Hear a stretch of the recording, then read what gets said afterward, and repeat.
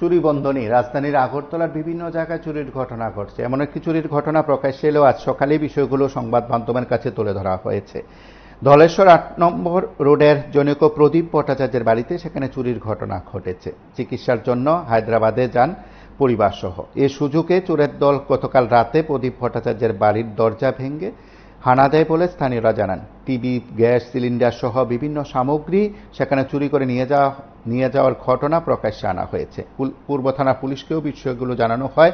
পূর্ব থানা পুলিশ ঘটনাস্থলে গেছে। সংবাদ মাধ্যমের মুখোমুখি হয়ে সংশ্লিষ্ট বিষয় নিয়ে কথা বলছেন। আমরা এই বিষয়ে তাদের বক্তব্য শুনব। এই গেটটা খোলা, ফুল তুলতে আইছি, আইয়া দিয়ে এই গেটটা ধাক্কা দিলাম, দিয়ে ঢুকলাম। এই দরজাটা একটু ধাক্কা দিয়ে দিয়ে দরজা খোলা। তখন আমি ভাবছি যে নিশ্চয়ই চোর আইছে। ওই আমার বাসুর জিরে ফোন করলাম। কি কি নিয়ে গেছে বলতে আমরা দেখার মতো টিভিটা দেখতেছি না, ঠিক আছে, টিভিটা নাই আর একটা সিলিন্ডার। কিন্তু মালিক আইলে, তারা আইলে পরে বোঝা যাইব আর কি প্রদীপ ভট্টাচার্য। এটা ধলেশ্বর। ঘটনা, আমার কাকি শাশুড়ি সকালবেলা ফোন করছে। আমার এটা শ্বশুর বাড়ি। আমার শ্বশুরের নাম প্রদীপ ভট্টাচার্য। ওনারা হায়দ্রাবাদ গেছেন চিকিৎসার। তো কাকিমুনি ফোন করছে যে দরজাটা খোলা দেখতেছে, হয়তো চুরি হয়েছে। তো আমরা আয়া দেখলাম, ঘরে ঢুকে দেখলাম। দেখার মধ্যে এখন টিভিটা আমরা দেখতাছি না, আর একটা সিলিন্ডার, আর গোদরেজটা ভাঙ্গা। গোদরেজের মধ্যে যা সামগ্রী আছে সব লন্ডভন্ড করে ঘরের মধ্যে ছিটানো। তো এখানে কি আছে না না আছে এটা ঠিক কইতে পারতাছি না। তারপর পুলিশকে খবর দিলাম। পুলিশ তারা আইয়া সেটা তারা এখন করে নিতেছে। নিরাপত্তা তো এখন রাত্রেবেলা না, শুধু দিনের বেলাও নিরাপত্তার অভাবই আমরা বুঝতেছি।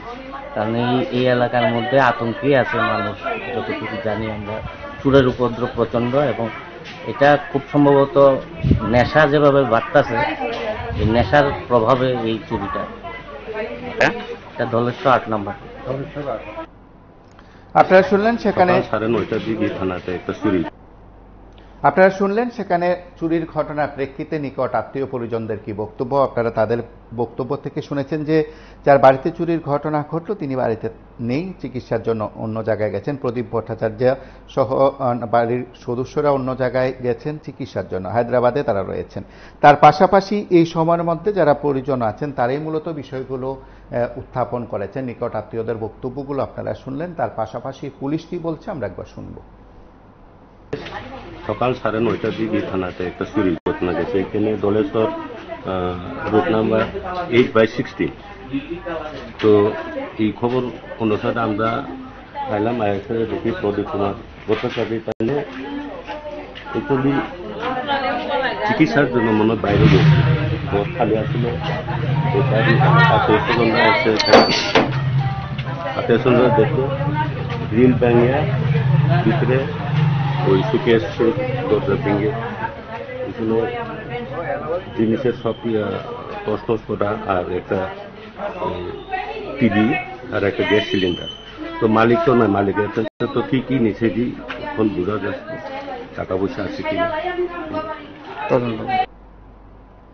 আপনারা শুনলেন পুলিশের তরফে বক্তব্যের, পুলিশের তরফে কি বলা হয়েছে। তার পাশাপাশি নাগরিকরাও কিন্তু তারা তাদের নিরাপত্তার অভাব ওদের কথা শুনিয়েছেন। সেদিক থেকে পুলিশের টহলদারি সত্যিতে থাকবে কিনা, বা টহলদারি নিয়ে যে প্রশ্ন উঠছে সেই প্রশ্নের জবাবে পুলিশ প্রশাসন তার সঠিক দায়িত্ব পালন করবে কিনা সেটা সময় বলবে। দেখতে থাকুন PV24।